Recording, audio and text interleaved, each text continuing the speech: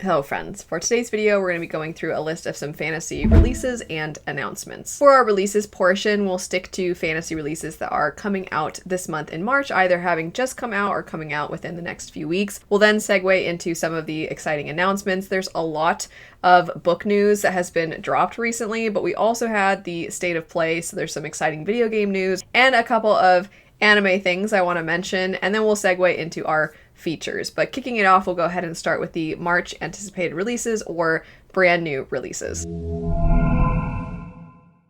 If you're interested in checking out more about these books and more in-depth synopses, I'll have the books themselves linked as well as pre-order links or just purchase links in general. But kicking it off, we have The Library of Amerlin. It's an adult fantasy debut. It's the first book in the Age of Beasts series, featuring a con artist who must infiltrate a magical library to earn her freedom, only to find herself drawn to its world and its secretive librarian, Alistair. And is one of the books on today's list that is actually already out. So if you're interested in this one, you can go ahead and check it out right away. The first few actually have already been released, as their projected release dates were March 3rd. That includes this next one, Green and Deadly Things. I know a lot of people are familiar with Jen Lyons because it's a relatively known name within fantasy, but I know for myself, I didn't have any idea for a while that there was a new book by this author, because for so long this author has been working on another series. This is actually a standalone novel. It features necromancy, monsters, and a unique plant-based magic system. We also have Bitter Bloom. There are a lot of books within March that are coming out that also feel like they could be coming out in the fall, and I'm not sure if this is because there are some features that overlap between what people think of when they think of spring reads and what they think of when they think of fall reads, because it's so oriented around nature, things dying and being reborn. And also I always wonder if there's a let's get the possible fall seeming releases out early in the year so that enough people have read them by the time fall comes around, people will put them on fall book recommendations lists. Because for anybody that makes book content and makes videos like that, or makes in general posts about these sorts of recommendations, fall is the one that tends to get a lot of people back into reading. Perhaps because of the holiday season, perhaps because people just feel more like reading around that time of year. But maybe there's a marketing thing behind it, or maybe it just so happens that so much of this feels horror leaning, and specifically with plants. But regardless, the synopsis for Bitter Bloom says a gothic horror fantasy novel about Adelaide Thorne, a vicar's daughter in a village plagued by mysterious deaths, who discovers her visions are ghosts seeking help and must journey into a purgatory-like world to save them and uncover family secrets. Last, for March 3rd, we have Her Hidden Fire. This one is a YA fantasy debut, the first in a trilogy featuring magic, dragons, and political intrigue in an Irish-inspired world. I think, I could be mistaken, but I think I saw Rosaria Munda recommended this one, or was reading it and enjoying it. Rosaria Munda, if you don't know, is the author of Fireborn, which I really enjoy that book and its series, The Aurelian Cycle. So I have high hopes for this one. I am looking forward to trying to check it out when I can. The only book for today whose release was March 10th would be These Shattered Spires. And this one is a YA gothic fantasy about 4 magical rivals, familiars to powerful arcanists, who must team up to survive a deadly competition after their ruler is assassinated. Ava Reed also has a new book projected for the 17th called Inamorata. It is a grimdark gothic fantasy, so once again, gothic fantasy, and the first in a duology. It follows Agnes, who seeks vengeance for her destroyed house of necromancers by orchestrating her cousin's marriage to a prince. A book that has been on my radar for a while. I feel like everybody who is kind of in my bookish fantasy niche has been excited about this one, and it would be the Book of Fallen Leaves. It's a debut epic fantasy novel inspired by Japanese samurai sagas, set in a Japan-inspired world called the Autumn Empire, and is the first book in the Autumn Empire series. It follows the story of an exiled prince and a peasant girl as they navigate a civil war filled with political intrigue, vengeance, and sacrifice, blending historical elements with fantasy, monsters, and gods. That sounds perfect. That sounds like exactly what I want out of my fantasy stories. Also, I really, really like the cover art. I feel like it's striking. It definitely catches your eye. It represents the synopsis really well. I think that art is gorgeous. I really hope I like that one because it sounds fantastic. After that, for those of you who are Mark Lawrence fans, there is a new book coming out called Daughter of Crows. It's the first book in the Academy of Kindness series, a grimdark fantasy novel about an elderly assassin named Rue, who is forced to confront her violent past after mercenaries attack her peaceful village. If you are a big fan of T. Kingfisher, there is another work by this author called Wolfworm, and this one follows a scientific illustrator in 1899 North Carolina who uncovers dark secrets involving parasitic insects and a reclusive scientist's gruesome experiments. And then for March 31st, we have This Kingdom Will Not Kill Me. I actually read an arc of this one, and I think a lot of people will have fun. It's a premise that some of us have seen before, but there was a slight difference to it from some of the other books I've picked up with this style of setting. So it says it's a new epic fantasy novel, and it is part of the Maggie of the Undying series. It follows her as she finds herself transported into the world of a beloved but unfinished fantasy book series she obsessively read,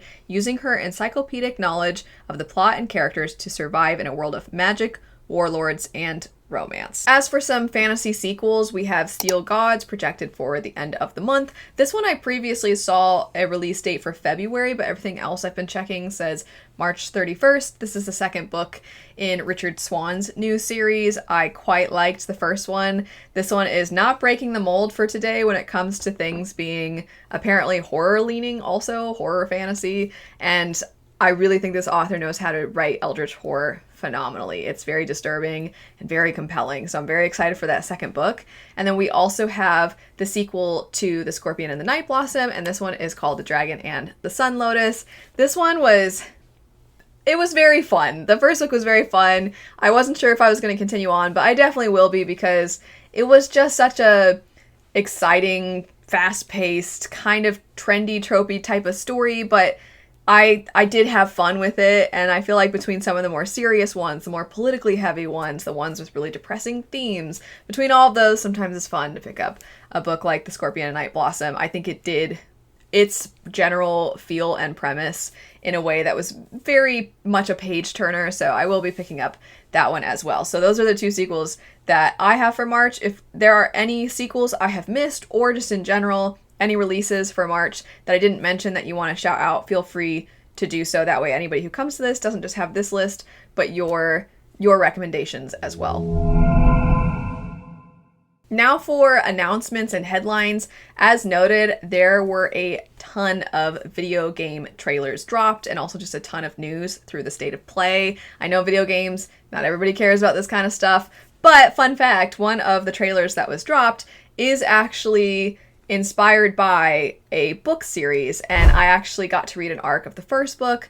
It will be having its English release this year called The Heart of the Naga. The particular game is called Project Windless. There was a trailer for this one that dropped years ago, and it instantly had me intrigued. And then this new trailer looks very different, and a lot of people have just been like, oh my gosh, is this God of War but with a giant chicken / rooster? That is what it looks like. I could be mispronouncing it, but this race of humanoid chickens are called Raycons. If I'm understanding correctly, the game is taking place before the events of the book, so I'm not totally familiar with what the story is going to be. I also don't know how much of the story they're going to have, but they definitely have the fantasy races from the book present in the trailer, and I'm very excited for people to get into this book because I think a lot of us are craving certain kinds of epic fantasy, and I think that that craving is going to be met with this book. So I'm very excited about this game. No idea when it's going to come out, but it looks very hack and slash fun, over the top. Feels like they're really leaning into the world. Also, by the time this video goes out, I cannot tell you how excited I am that Ghost of Yotei Legends is coming out. I don't think there's anything I have sunk more time into than Ghost of Tsushima's Legends mode. I know on this channel, I randomly bring up Final Fantasy X all the time, and then on occasion I'll be like, Ghost of Tsushima, it's so good. And I also will throw in the occasional just excitement over certain video games. Ghost of Yotei came out not so long ago. Legends is the online mode. And specifically, Ghost of Tsushima's Legends mode is the reason I say I've sunk probably more hours into it than anything else, is that it's just such a fun thing to throw on and play with your friends if you are somebody who likes co-op gaming. So I have done roughly once a week for the last several years, played this particular game with friends, and I am so excited to be getting a new version of this, basically. I can't wait. Also, though, Ghost of Yotei is incredible if you haven't played Ghost of Yotei. Ghost of Tsushima is incredible if you haven't played Ghost of Tsushima.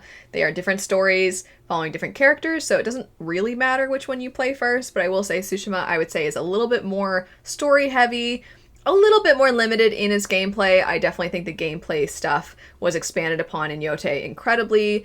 It feels a little bit more open. I don't think I'm as emotionally invested in Yotei the same way I am in Tsushima, but both are phenomenal, all around really incredible games, so I recommend them. But the online mode is also really fun.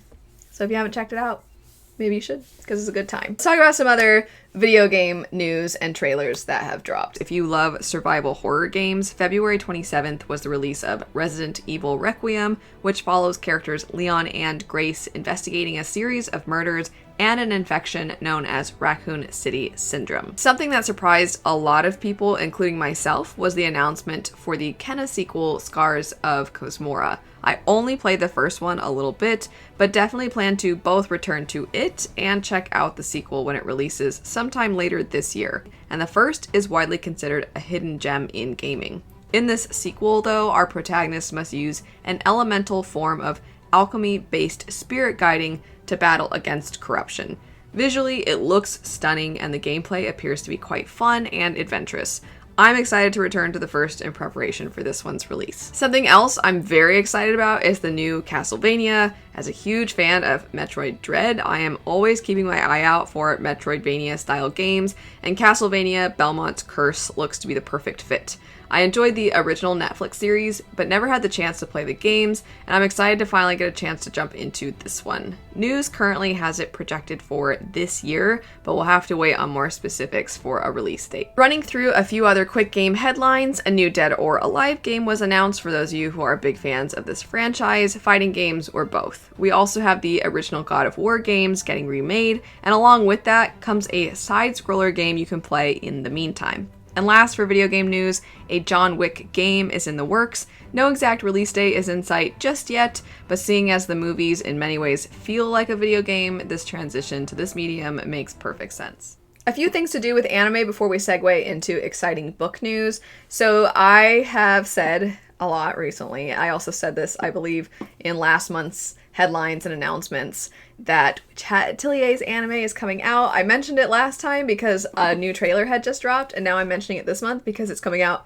next month, and then next month I'll probably be talking about it again to be like, by the way, Chat Atelier's anime is coming out. But I can't wait. I cannot wait. I have been waiting for so long because it was originally supposed to come out in 2025. So all of 2025, I was like, oh, Chat Atelier's anime, I can't wait. And then it came and went, and it was pushed back to 2026, and when it was originally pushed back to April, I was like, April, it's so long, and now it's almost here.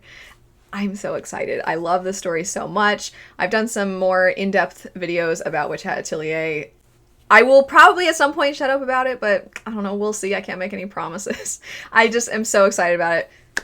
Watch it if you're a fan of anime, if you're a fan of fantasy anime, or just fantasy in general, Chat Atelier is incredible. It's so good, and I am thrilled that it's almost here. And then another bit of fantasy anime news is that Demons of the Shadow Realm got its trailer, and this story is by the same person who did Full Metal Alchemist. Arakawa is her name, and Full Metal Alchemist is one of my favorite stories of all time.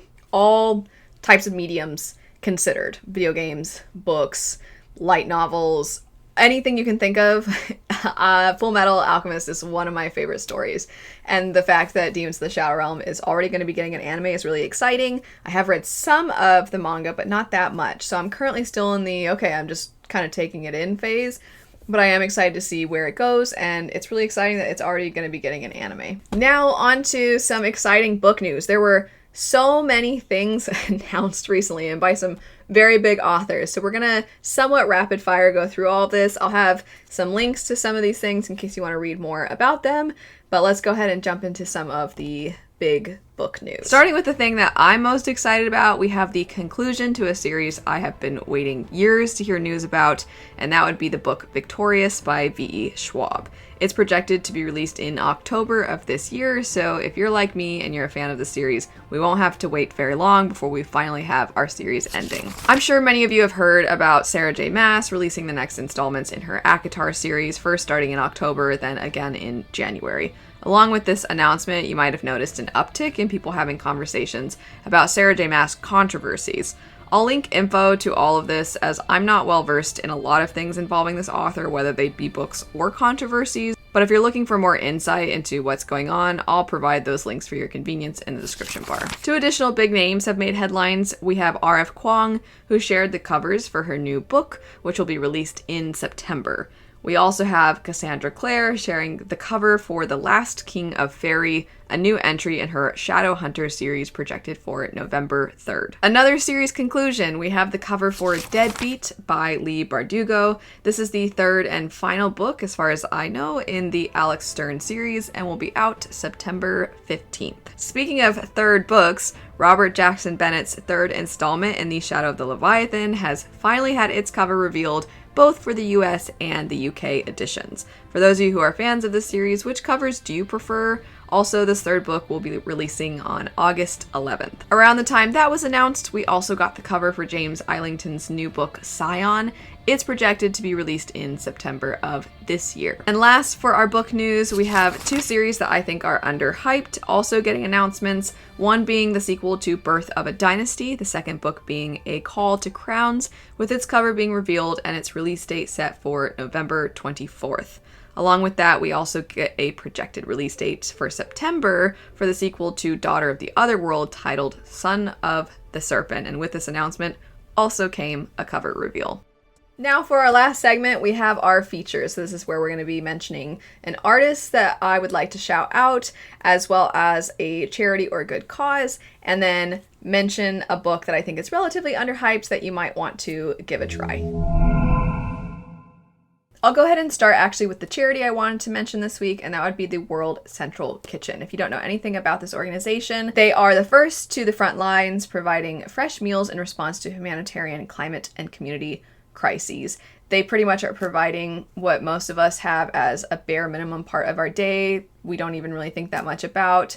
And this is such a critical thing for so many people, and the fact that they help so many people around the world is incredible. If you saw my updates video recently, channel changes video, I actually did donate to this cause, but I wanted to mention them again just because I think that they do such incredible work. As for the artist I wanted to shout out this week, this one I wanted to specifically shout out, one, because I think they're incredible, and two, because they have made beautiful art for a lot of the things that so many of us love. Arcane, Frieren, Apothecary Diaries. There's just so many stories that I'm a big fan of, and I know a lot of you are big fans of, that they've made absolutely gorgeous art for. So the artist is Zen Zei is their name on Instagram. So sorry if I'm not saying that correctly, but that's their Instagram username.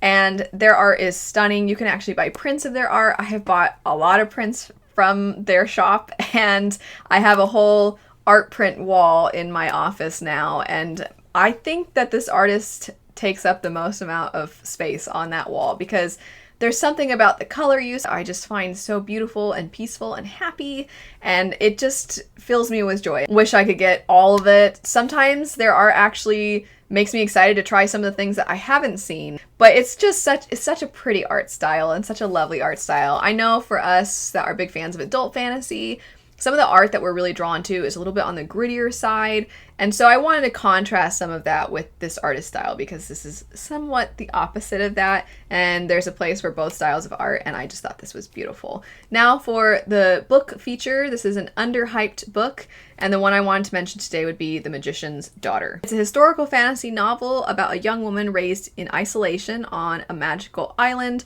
by her guardian, Rowan, who is a magician. He disappears, forcing her to venture into early 1900s England to find him and confront a world where magic is fading and being hoarded by a powerful counsel. I enjoyed this book so much that it's actually made me really excited to try more things by this author, and I know some of you have read some of H.G. Perry's other works, so if you want to mention those and maybe give your recommendations, feel free to do so. But that concludes today's releases and announcements. If there's anything that's really exciting that I missed, or if right after this video goes up something else is announced, feel free to mention that. I'll try to have any relevant links in the description bar so you can reference that at your convenience. But thanks so much for watching. I hope you have a great rest of your day, and I'll see you later.